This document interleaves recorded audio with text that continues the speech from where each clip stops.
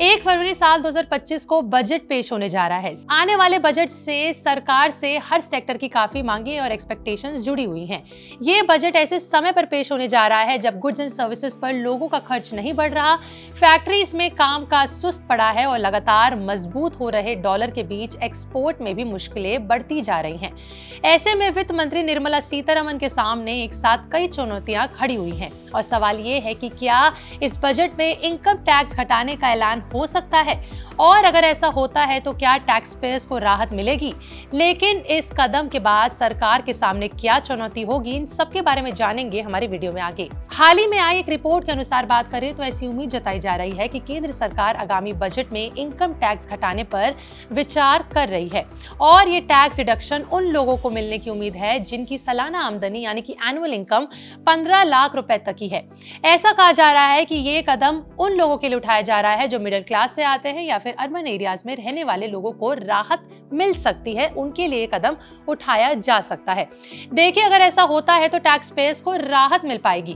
वित्त वर्ष साल 2024-25 के लिए 23 जुलाई को पेश किए गए बजट के आंकड़ों के अनुसार बात करें तो सरकार की आमदनी में पर्सनल टैक्स की हिस्सेदारी पिछले 11 से 12 साल में काफी बढ़ी है, यानी उसमें काफी बढ़ोतरी देखी गई है, जबकि कंपनियों से वसूले जाने वाले कॉर्पोरेट टैक्स का योगदान कम हुआ है। ऐसे में क्या इनकम टैक्स घटाने का फैसला करना सरकार के लिए आसान होगा, ये एक बड़ा सवाल है। सरकार के अनुसार सरकारी खजानों में आने वाले हर 1 रुपए में 19 पैसे का योगदान इनकम टैक्स का है। इसके मुकाबले कंपनियों से वसूले जाने वाले कॉर्पोरेट टैक्स का योगदान 17 पैसे और जीएसटी का कंट्रीब्यूशन 18 पैसे है। हालांकि सरकारी खजाने में आने वाले हर 1 रुपए में 27 पैसे का सबसे बड़ा योगदान लोन का है। वित्त वर्ष साल 2024-25 के आंकड़ों के मुताबिक बात करें तो इसकी तुलना में वित्त वर्ष साल 2013-14 के आंकड़ों में इन 11 सालों में पर्सनल इनकम टैक्स पर सरकार की डिपेंडेंसी यानी निर्भरता काफी बड़ी है। वहीं सरकार स्टैंडर्ड डिडक्शन लिमिट में एक बार फिर बदलाव कर सकता है, जो पिछले साल न्यू टैक्स सिस्टम के तहत इसमें किया गया था। अभी सैलरी डिडक्शन की लिमिट में भी इजाफा किया जा सकता है। अभी सैलरीड एम्प्लॉयज और पेंशनर्स ओल्ड टैक्स रिजीम के तहत 50,000 और न्यू टैक्स सिस्टम के तहत 75,000 की स्टैंडर्ड डिडक्शन का लाभ उठाते हैं और ये उम्मीद जताई जा रही है कि इसको 1 लाख रुपए तक करने की संभावना है। सरकार न्यू टैक्स सिस्टम के तहत इनकम टैक्स स्लैब में और बदलाव करने पर भी विचार कर सकती है और खास तौर पर ऐसा अनुमान जताया जा रहा है कि 30% टैक्स रेट 20 लाख रुपए से ज्यादा इनकम लेवल पर लागू हो सकता है।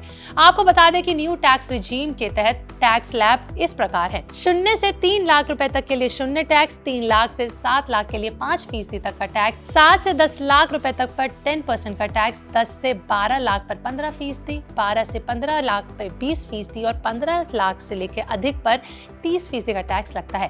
क्या आपको भी लगता है कि सरकार टैक्स में ये बदलाव करेगी और आम लोगों को टैक्स में क्या राहत मिलेगी? इन सब के बारे में आपको 1 फरवरी साल 2025 को पता चल ही जाएगा। अगर आपका इस पर जो भी कहना है कमेंट में लिख के जरूर बताइएगा। वीडियो अच्छी लगी हो तो लाइक शेयर करना ना भूलें और हमारे चैनल पैसा लाइव को अभी सब्सक्राइब कर लें।